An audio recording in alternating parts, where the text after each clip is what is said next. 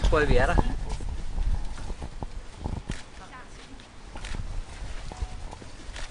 du holde den? Ja. Kan du holde den? Ja.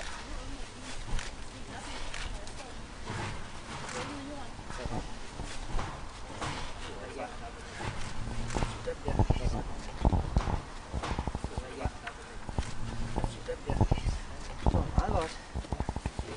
Og der ligger et par fine underben. Så meget godt. Og der ligger et par fine underben. Lidt mudder. Det ser godt ud.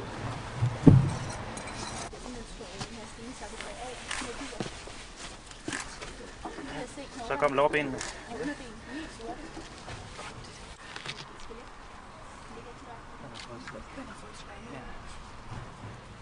Så det er helt enestående. Der er ikke gravet tusindtals grave i Danmark i mange, mange år, og jeg kan ikke på stående fod huske en, der er blevet gravet i en kirke, hvor man med sikkerhed kan datere den til netop 1000-tallet.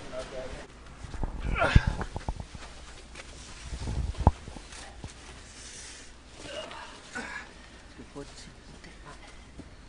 Eller lige tage den bare lige, så den kan stå.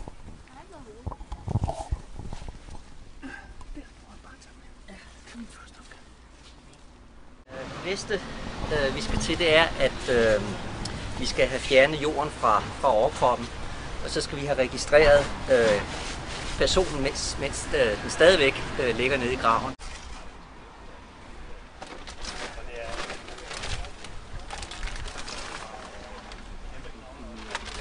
Nej.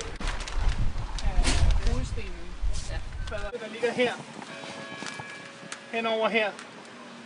Det er en del af selve kraniekassen. Og så, som Michael siger, så er det, der stikker ud her, det er nok ledet herop, hvor underkæben den sidder på. Ja, så lidt af gangen.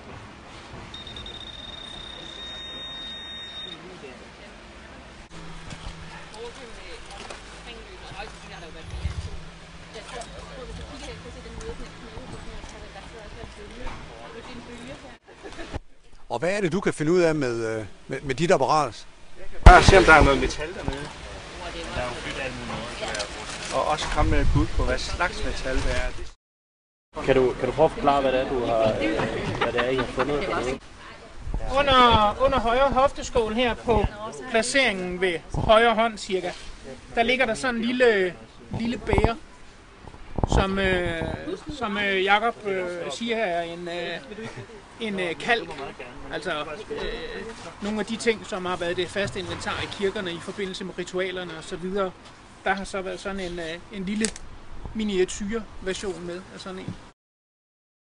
Der er jo håb nu om, at vi kan finde noget, som kan give en identitet på ejeren.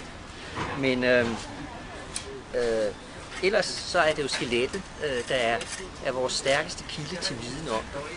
Og der er det jo så, kan man sige, andre eksperter, der tager over. Vi tager skelettet op, og så vil det blive undersøgt af en patolog, som vil kunne give en alders- og kønsbestemmelse og se, om der er ligesom spor af sygdom eller af traumer, altså lesioner.